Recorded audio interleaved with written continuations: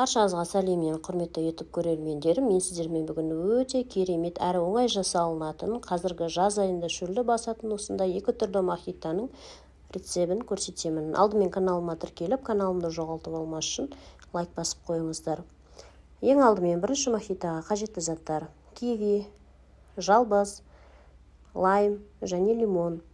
Лаймның жартысын турадым, жартысын осылай жақсылап тұрып суын сығып, лимонды да осылай сығып аламыз дағыны.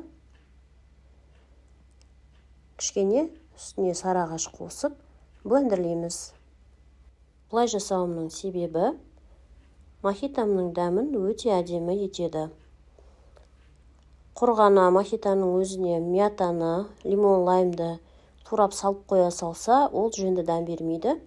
Сол себептен кішкене езіп, осылай арнайы тор көзден өткізіп, яғни ситамыздан өткізіп, қосып жіберсек, дәмі керемет болып шығады. Және де осы сиропты қосамыз, барбадос деген сироп. Осы дайын сиропты қосқаннан кейін ыстық суға қант салып, осылай тағы да сироп жасаймыз. Бұл сироп мохитоға тәтті болу үшін дәм береді. Ал барбадос сиробы ол түс беру үшін қолданылады. Әдемі қанық қою жасыл түс болу үшін барбадос сиробын кішкене көбірек қоссаңыздар да болады. Рецебінің барлығын описание бөліміне қалдырып қоямын, сол жақтан қарап аласыздар.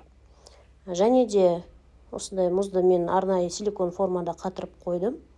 Әдемі көріну үшін осылай жүрекшелерге қатырып, осымен бірінші мохитомызды аяқтадым.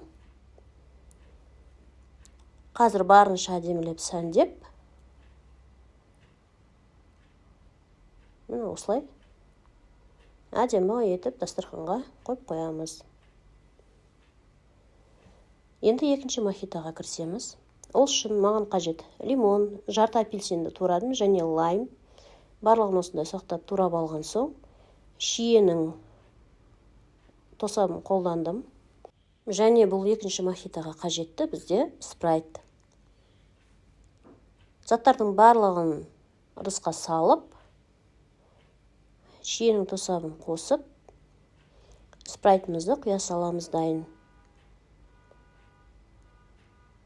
Болды, енді мұз салып, қалағаныңызша осылай араластырған соң көпіреді, және де қанттың бұл жаққа сироптың қажеті жоқ. Кішкене мята салсаңыздар болады.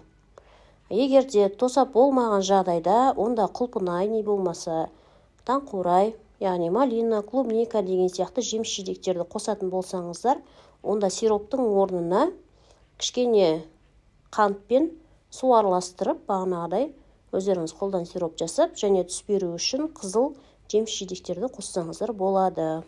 Міне осындай керемет мохитоларымыз дайын. Барлықтарыңыз ас болсын, жасап көріңіздер.